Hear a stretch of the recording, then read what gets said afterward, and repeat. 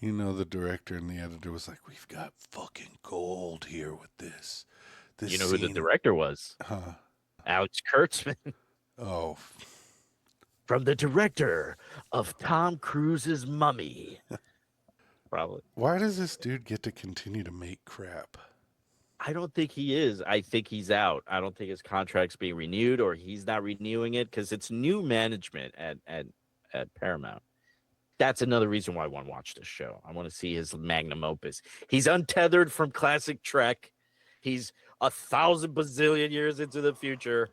He can do whatever he wants. He can mold the society as he wants it. I think this is why he went with this show, so he can give Star Trek one last black eye before he's done. He's like going scorched earth. He's like, fuck this shit. Well, Everyone's gay and retarded.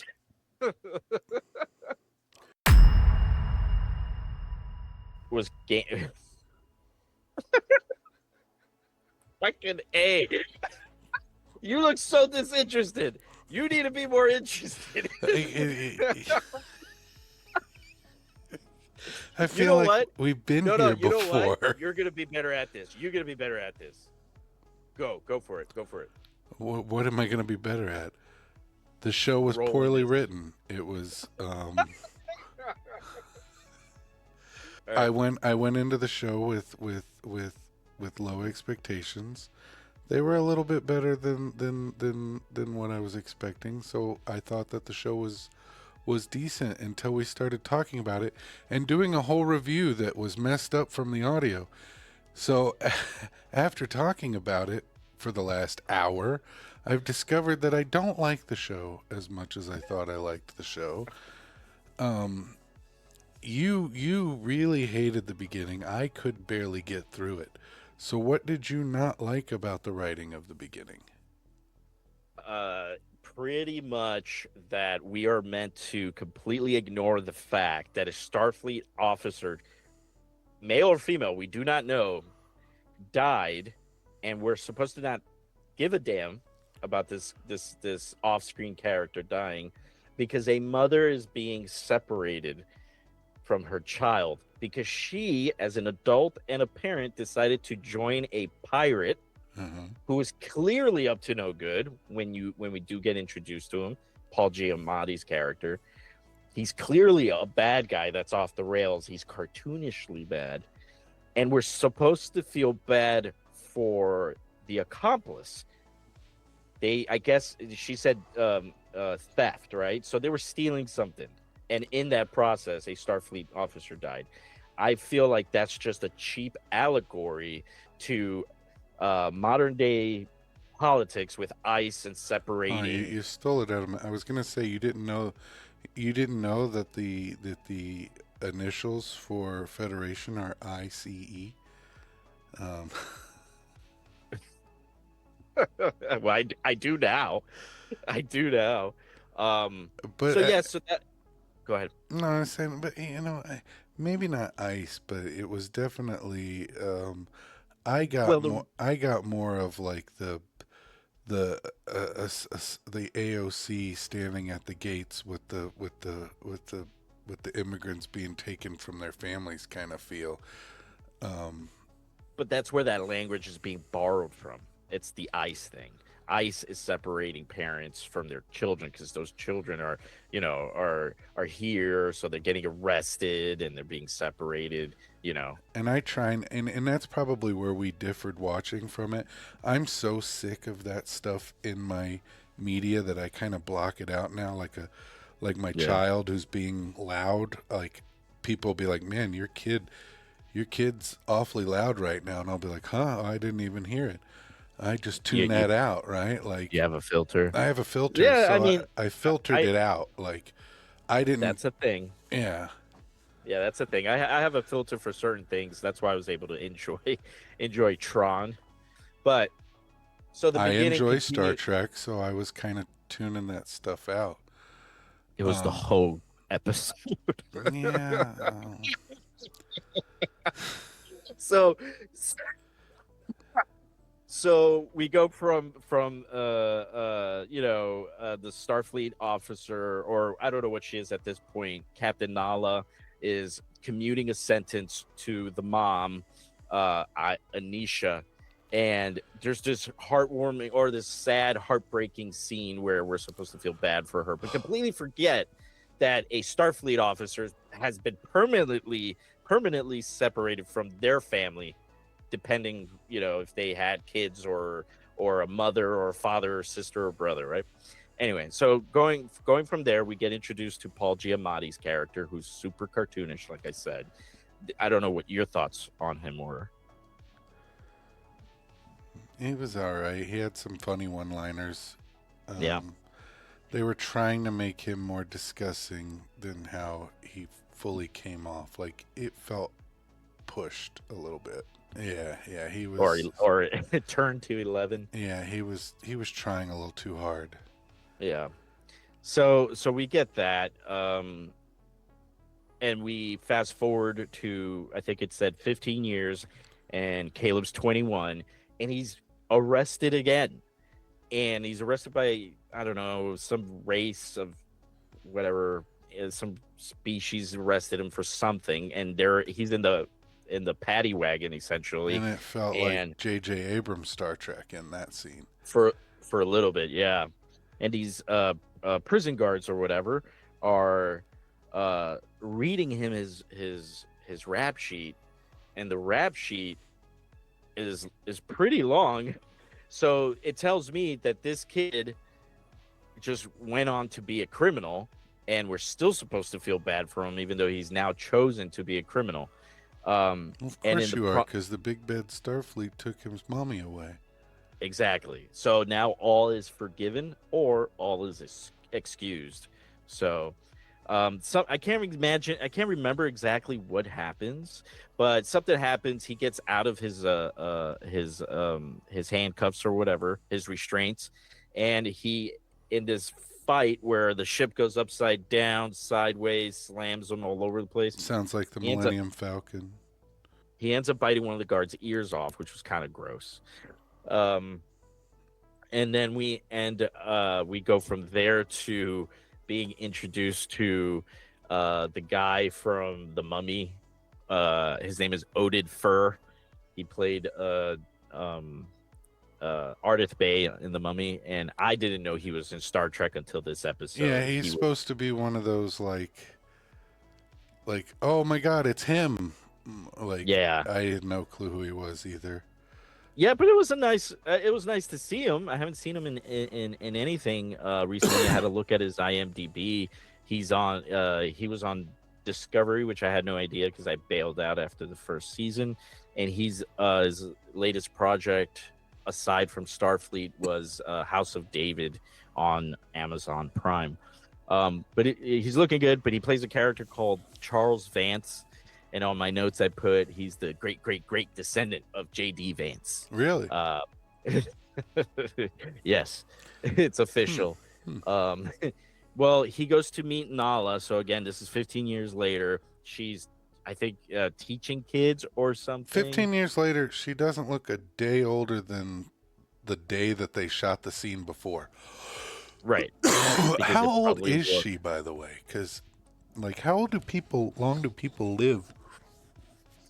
Well, we get an answer to that in this scene. After they sit down to talk, Charles tries to get her to come out of retirement and go back into Starfleet. She Come says out of no. retirement, she's living the life, keeping ice cream away from Orion children.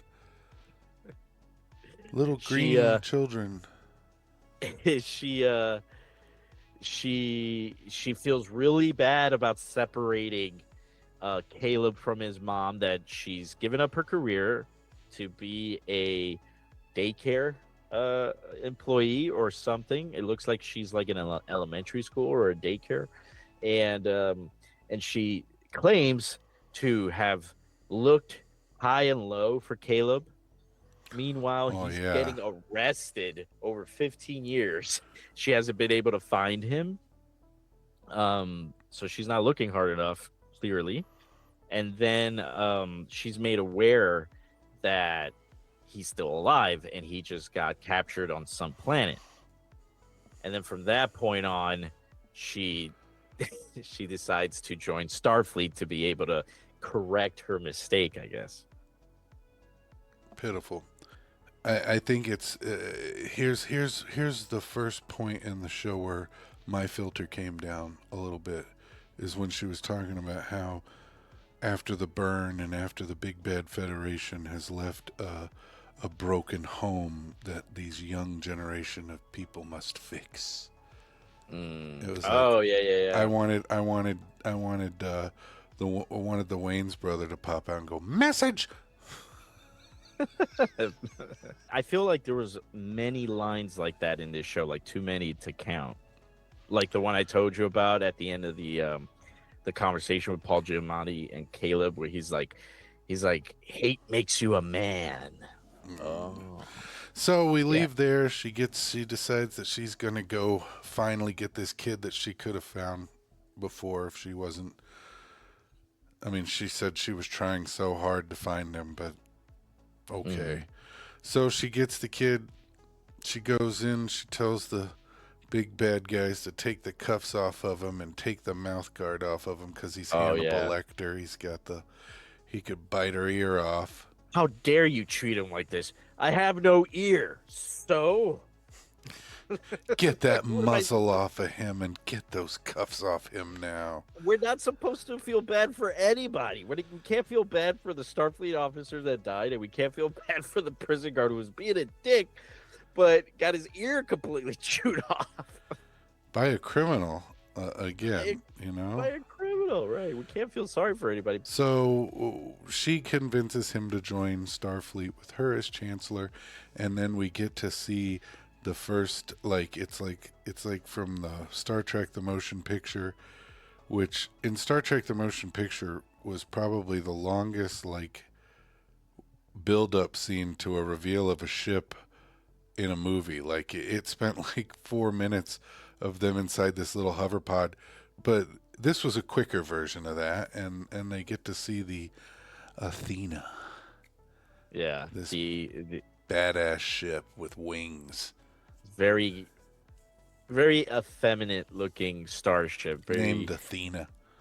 Athena, ran by a female captain with very effeminate crew. The warp drive engines are kind of wing and flat. They're not like cylinder shape. Um, I didn't care for it. Chris Gore over on um, Film Thread said it looked like a vagina, and I am in agreement with him for sure, especially from certain angles. I didn't. I think the title sequence when it reveals itself, it's not good. It's felt flat. I didn't feel excited. I didn't feel anything other than wow, this is going better than I thought. This is spectacularly bad. Um, but to get back to the question that you asked about Nala and how old is she? Well, she's apparently not human. She's something called a lanthanite, which I have no idea. Great, they explain it off like a MacGuffin or something. Oh, And she's a apparently, lanthanite. They live, they're like Yoda. they apparently live a long time, and I guess that's what we take away from that little line that they drop in that conversation. And I was hoping you were going to shed some light on there, but apparently it is not part of like well-known Trek I mean, it lore, or might be there's, but it maybe doesn't it's pop into new. my head. I mean, Yeah. it went right over my head. I didn't catch that line. No, so we get onto the ship. We get to meet our number one, our half Klingon, half Jem'Hadar.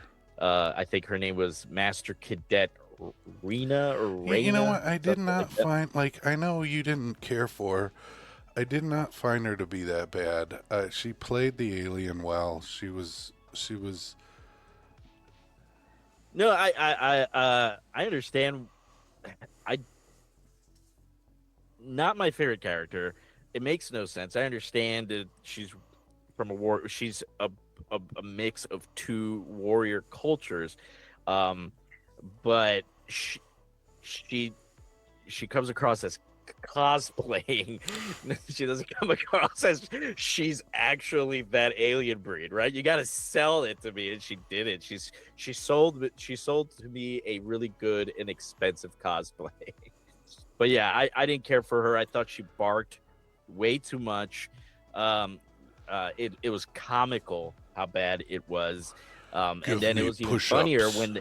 when the heavy set cadet master is telling the clearly the guy who doesn't miss a day at the gym tells him to do 200 push-ups. And I'm You, like, Klingon cadet, put your bag on this loser's back. She called him like a loser. something. Something. It made no sense to me, dude. Yes, I said you're a loser. Oh man. But yeah, we get to see her real piece of crap character, but we get to see her. We also get introduced to Jaden, which just sounds like Jaden.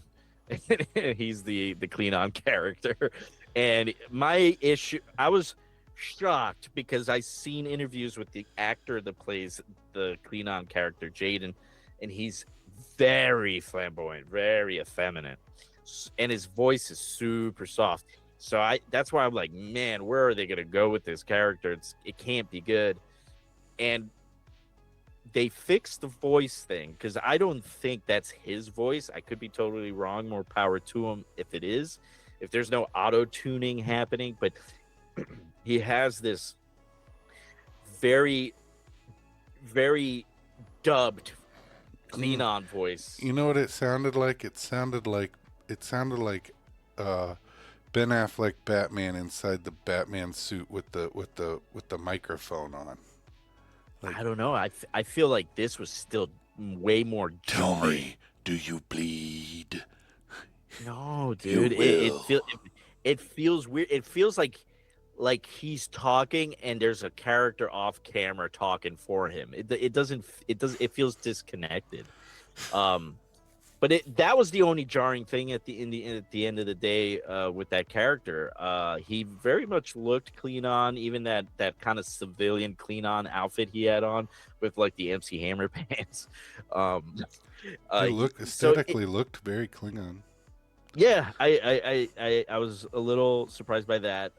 More off put by his voice, um, but his behavior as a Klingon is very not Klingon, and they try to explain it away because he was raised by his mom.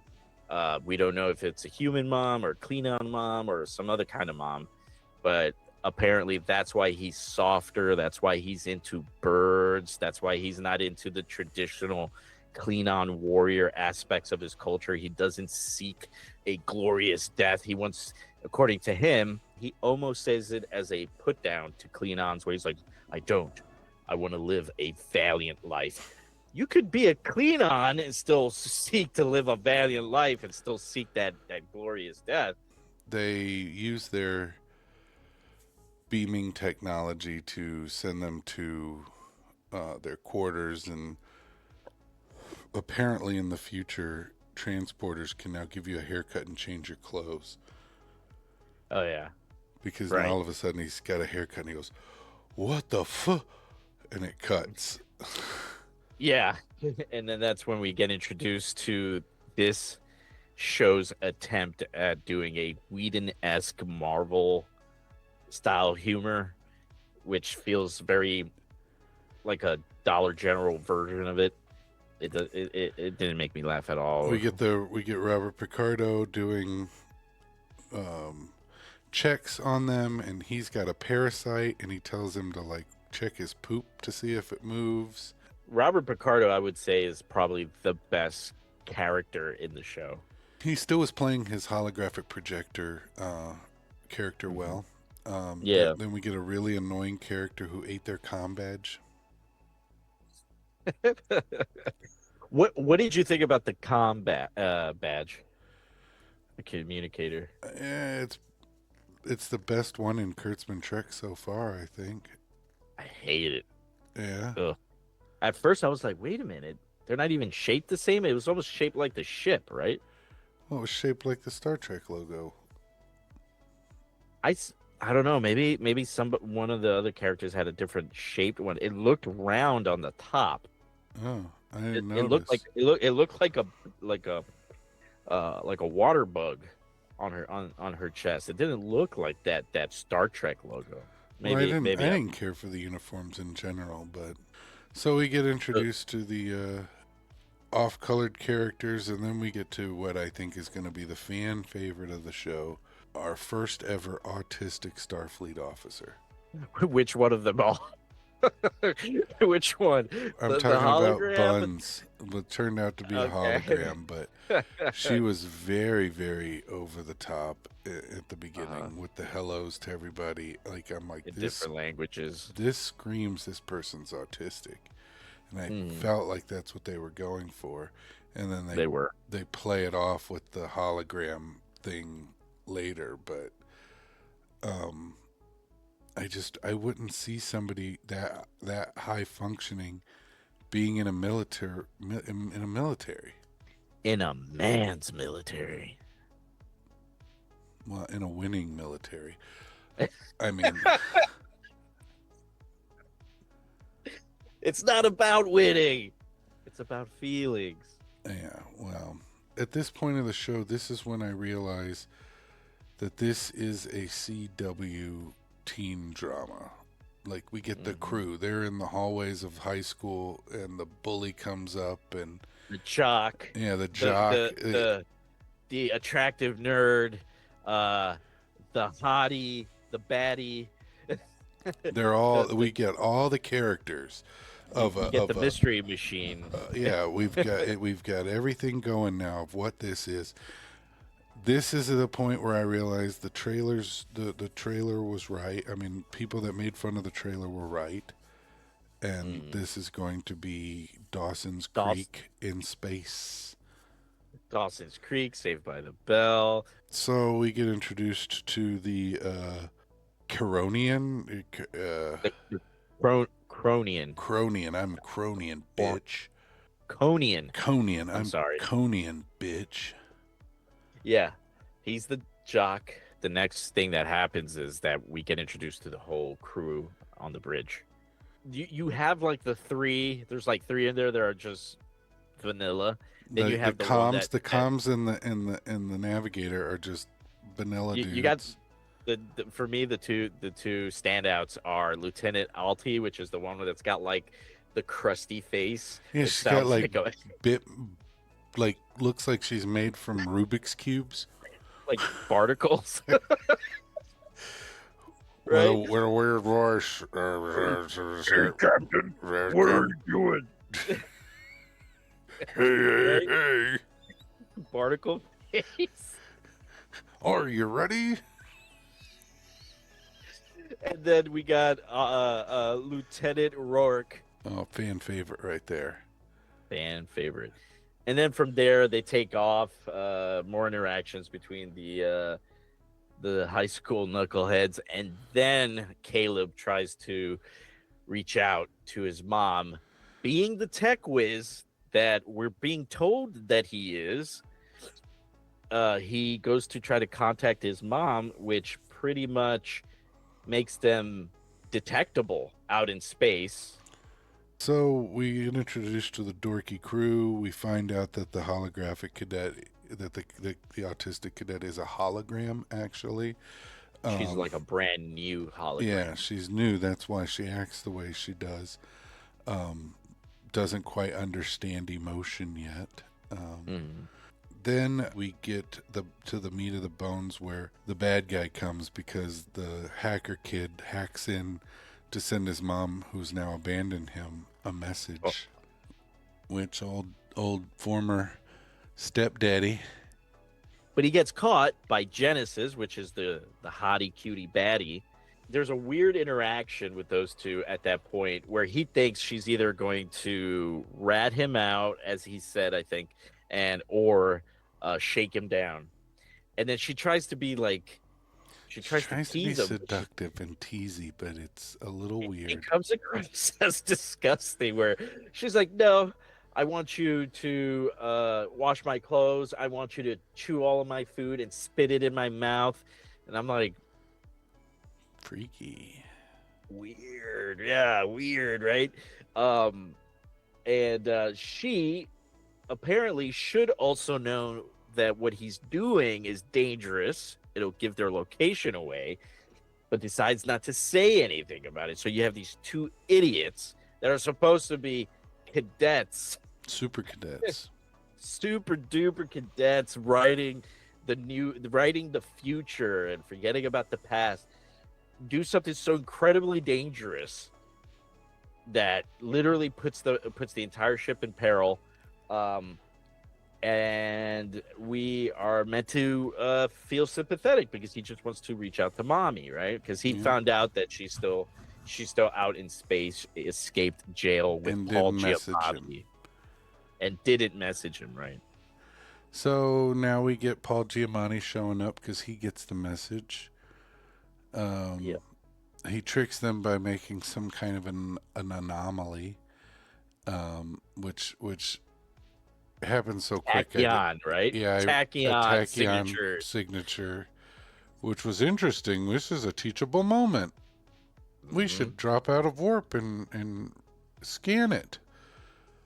Uh, so they scan it, but it wasn't real, and Yeah, he comes out and bombards the ship with these weird like shell things yeah, they look like veins, like mechanical veins that are growing on on the the ship, ship. and it Yeah. destroys the ship and blows up, and you get some nice pew pew special effects moments. Hmm. Um, Looks like there's hundreds of casualties, but nobody dies. Things look so bad that it looks like some of these cadets died, have serious injuries, and have died, but everybody's okay. And then they said they were like, we need medical attention, and the medical holographic doctor's like, well, power's down, we're running low on emergency holographic projectors. Is nobody a doctor in 1,000 years from now? Do they not have real I I doctors? believe I believe Richard Picardo said that he's the only doctor at the moment, right? Yeah. He said all the other holographic doctors are because of the power levels. So Oh, I so didn't catch that. so if they get into trouble and they lose power, they lose their doctors. Hmm. Um, dumb, dumb, stupid, Kurt. Yeah, very bad. Um, so then, there's there's that back and forth on the bridge, right? He projects or he beams it's onto the like a bridge. projection beam. I don't know. It's both. It's both when it's convenient for the plot because they make no And distinction they sort of did the between. same kind of projection thing in Star Trek Nemesis, where I don't remember that one too well. that's the one, The clone, the Picard's clone of clone, Picard, which is played by Bane. Hardy, whatever his name, Yeah, Tom yeah, Hardy, Tom Hardy, a young Tom Hardy. very young. Um, yeah, so he kind of projects himself over to the ship and can walk around. It's a little weird. Mm. So that's been done before. I wasn't too angry at that. Like that's, I mean, No, I'm not angry at that. I'm not even angry. I'm just confused because it goes from like he's being projected onto the bridge, and there's no transition from him being projected to being beamed that he's actually doing physical stuff on the ship. yeah, where he's There, making the looking into the camera like, ooh, yeah, like he's like teasing the captain through the camera, but they make no distinction between when he got projected onto to the bridge to when he's on there. So it feels like it's both, but it can't be. Yeah, no. And then I we guess get. we're just meant to assume that he There's a lot eventually. of you have to assume in this Yeah, show. and this So is when Paul Giamatti runs into Caleb. yeah, Yeah, because the plan is to take the warp core piece by piece and beam it off the ship. that earworm was put into his head by the captain because she's so smart. sitting there curled up in her chair like she's going to read a book. She tricked him into taking it off piece by Like, piece because she's like, oh, well, if you rip it out all together, it won't be as valuable. so stupid. I Um, didn't even realize that. I thought that he blew her off. Like he blew off what she was saying. no, he's down there doing what she was saying, taking it off piece by Oh piece. my god. This is where our One Tree Hill gang shows that they've got the right stuff and they save the day. Hmm. Um, so we get their plan, which the hacker is going to hack, and then the hologram is like a data. She's like she can do things faster on the computer than he can, so she Oh gets the yeah. code first. But Mm. um, they needed to do something outside with it. They needed some kind of number off of the. I don't know why the guy had to go outside. Honestly, they needed something to match. Like it was really like you were just like okay. It was Yeah. like three MacGuffins in a row. They needed a code from the thing outside, and they needed to find a Oh code in yeah. the He had to code. read like the serial number or Yeah, some off shit, of right? what the thing was, so that they could tech reboot these things. So they needed the actual Right. serial number off of it. Bad. So he That's so stupid. because so she needed to go outside in a spacesuit, but no, you can't go outside in a spacesuit alone. So the guy's like, "Well, I can go out without a spacesuit." Oh, that's okay. It was just to set up this thing with him, His species. yeah, being able to be in space for 8 minutes, and like, okay, so he goes outside, gets the serial number. She saves him. The Genesis saves him by using the tractor beam to suck him back in. I Oh think, yeah. Because he's already like frozen up, right? yeah. Yeah, Um, and that's when they had the one line in the show that legitimately made me laugh because it was funny and it came across as funny was when Caleb and the Conian were in communications with each other, and he hits his communicator. He says "asshole one" to "asshole two," and I thought that was pretty funny. That was good. you're allowed one Uh, per episode. Um, Apparently, so they save the day. They get rid of the. They figure out the serial numbers. They reset it. It boots all the things on the ship off. They're able to raise shields. She fires a torpedo, blows up his ship. we have a fight scene with Caleb and Paul As this is Giamatti. going on, before Yeah, like he can hit the Wh- okay. which is it's just the most one of it's the most inconsistent fight because Paul Giamatti's character seems to be super strong because in one moment he's kicking him and he's doing this kung fu style flip into the wall, and then the next scene they're in the clinch, and both Caleb and Paul Giamatti's character are taking and pulling on each other. Nobody's really giving any ground, which isn't consistent with his strength level. But then they break it up, and I forget what he gets into an escape pod or They just something, so right? happen to be fighting next to the escape pods. Plot armor. Yeah, yeah, yeah. I mean, Yeah. so then we get the worst rendition of San And Francisco. it's meant to hit all these emotional notes, and it doesn't. To me, it falls as flat as the title screen at the beginning of the episode. I don't care. I'm actually happy because I know I'm at the end of the episode and I made it. You know, the director and the editor was like, "We've got fucking gold here with this. This You know who the scene, director was? huh? Alex Kurtzman, Oh, from the director of Tom Cruise's Mummy. Probably. why does this dude get to continue to make crap? I don't think he is. I think he's out. I don't think his contract's being renewed or he's not renewing it because it's new management at Paramount. That's another reason why I want to watch this show. I want to see his magnum opus. He's untethered from classic Trek. He's 1,000 bazillion years into the future. He can do whatever he wants. He can mold the society as he wants. And I think this is why he went with this show. So he can give Star Trek one last black eye before he's done. He's like going scorched earth. He's like, fuck this shit. Well, Everyone's gay and retarded. Oh well, man. so But so you made it to the end of the episode. yeah, Um, there's a little scene with Captain Nala and Caleb where they're like sitting down in her office or something. Um um and they just keep talking about his mom and trying to find his mom.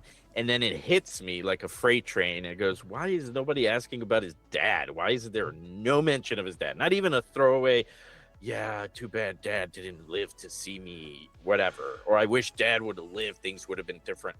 You know it's what I because mean? There's, Kurtzman has daddy issues, I guess. I don't know. but yeah, and that's the end of the episode. My overall feeling of the show and the episode, the show is not disappointing. It is a glorious masterclass on how to make a shitty story, how to write bad dialogue, how to pander politically to a small base.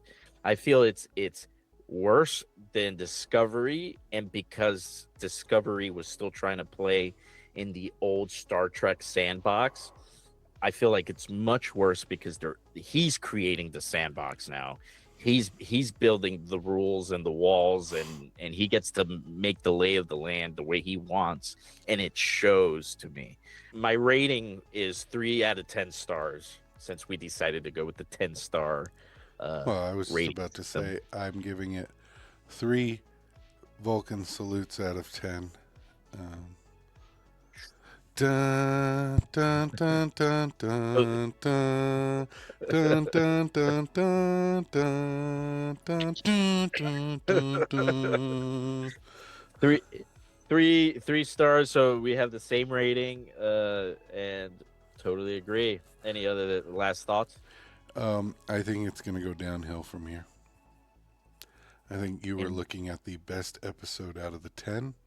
I agree, man. We've already had a show like that last year with Alien Earth, where the first episode was good enough that made you go, "Oh, they probably have a really good show on their hands." Okay, okay. Every episode after that was significantly dumber. Yeah, but Well, anyway, all right. there we Well, we will see in the next one. absolutely. Episode 2. I didn't see the name of it, but yeah,